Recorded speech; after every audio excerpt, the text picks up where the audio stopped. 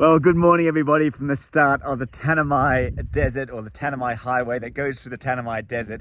There it is there, everything is open, it's tarmac here, it will turn into dirt very soon.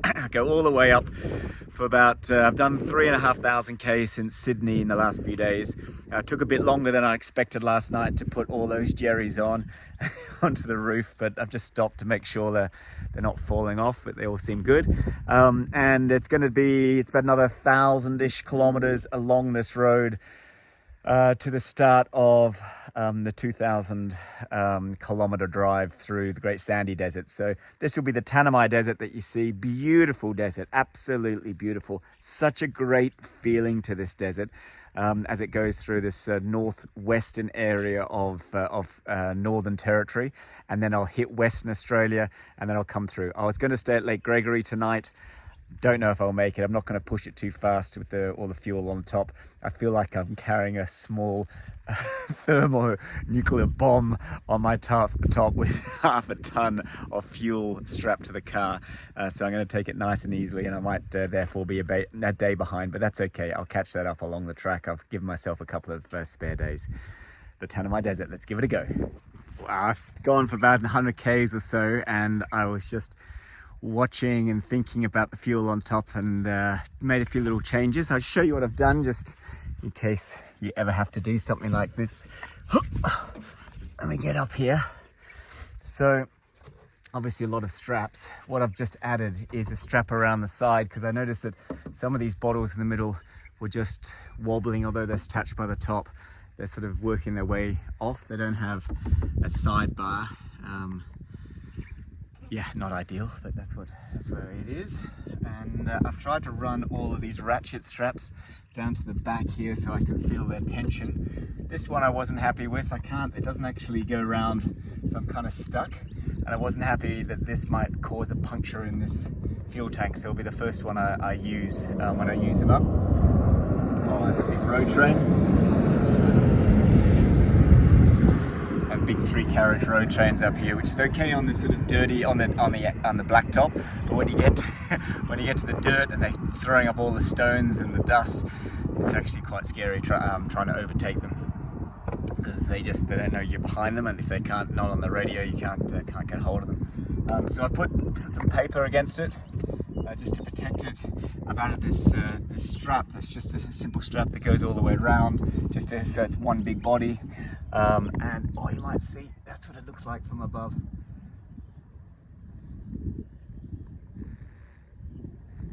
See if I can jump up and show you. All right, stop. So I've got these Rhino roof racks, which are pretty crap really. These double tanks. They're crap because on the Rhino bars there's this gap in between, and the width of the fuel tank, it means it falls into the gap. Really poorly designed. So you've got to have them side on, which I don't really like. However, it's the only way it fits. And then I got these other ones off Amazon here, but you can see similar sort of problem. They're better because they've got these clips and they're easier to attach, but they don't always fit perfectly like they would on a television model. So you got to make do. Yeah, here for instance, I hadn't seen this until then. You know, this one's worked its way loose a little bit. So I'll just fix that up now. And I've got a ratchet just tying it around every single bottle.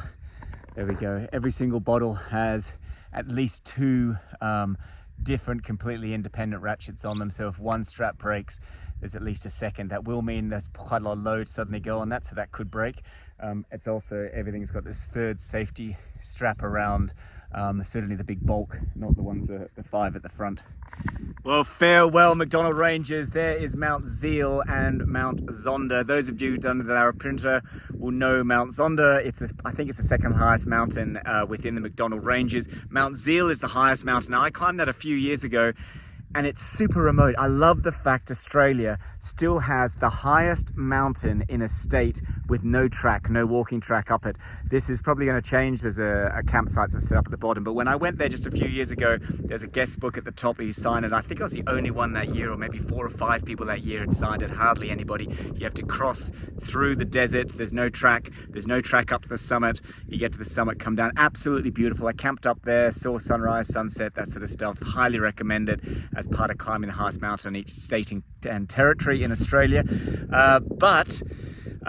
Interesting, MacDonnell Ranges, those who don't know, is connected to Antarctica, because as Antarctica ripped off Australia about 50-60 million over a number of about 10-20 years, or maybe longer than that, it took to rip off, and as that corner crushed into the Margaret River area, causing all those beautiful crystal caves, etc. Margaret River area, the repercussion of that wave came and created the MacDonnell Ranges here. So it's related to Antarctica, and that's how the MacDonnell Ranges are formed.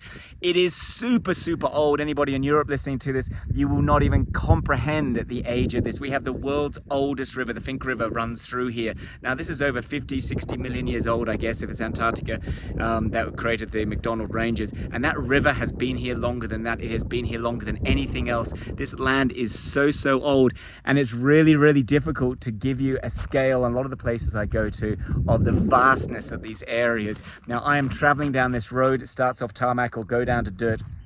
Just to the WA border is over 700 kilometers away. That's what, London to Berlin. And just say hi to this guy. And there are only a couple of local communities. That guy's come from the communities. There's one petrol station, 2 if you go to the communities. That's it. You're going from Melbourne to Sydney, or Sydney to Melbourne, about distance, only one petrol station, a couple of 100 Ks up this way. Yeah, it's vast, it's beautiful, and there's more to come coming into this amazing area. I love the feeling, the solitude. Sorry, I've gone on for 2.5 minutes. I just absolutely, this stuff, the deeper I get into it, the more connected you get to this land, the more remote but beautiful it is. There's nothing like this in the world. If you go to Africa, if you go to these other countries, there's always lots of people living in these zones, and there's lots of cars coming up and down the road. Here, there is no one. The only other place I've been with this level of presence, of depth of nature, is Antarctica.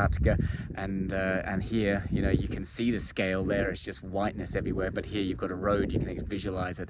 So I hope that helped. There's MacDonnell Ranges, Mount Zeal, Mount Zonda. I'm now heading due north, going to get away from the MacDonnell Ranges into the big flat salt plains and big flat Tanami Desert.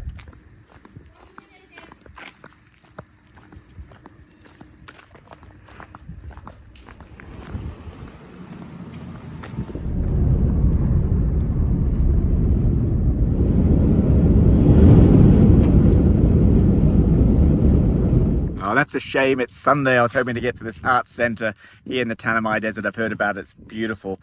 This is the indigenous community that I'm in. I'll tell you a bit more about the history of this place when I'm in a different spot. But you can see there's always a lot of old cars, half sort of beaten up. It looks kind of like a graveyard.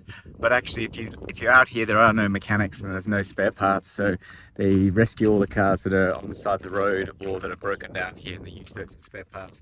It's a really beautiful place. Yeah, this is quite a well-kept community. You can see there's a lot of care. There's not a lot of rubbish around on the ground. It's probably less rubbish really, although it's dirty and it looks rubbish. Probably less rubbish than an Avalon beach in Sydney, where I'm from. Right, let's drive around.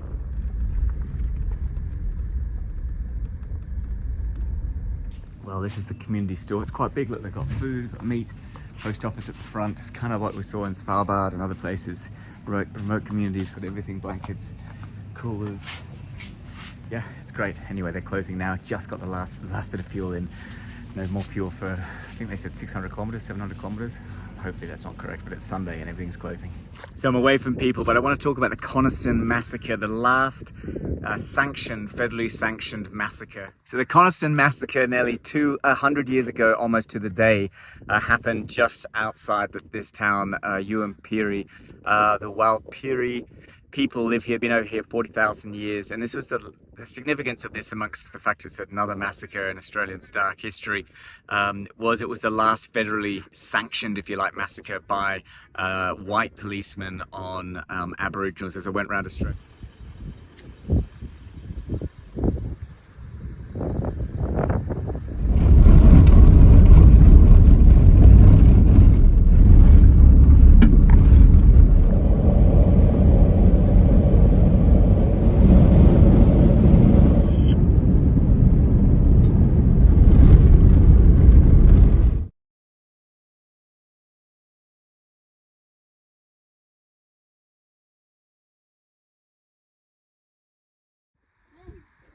much.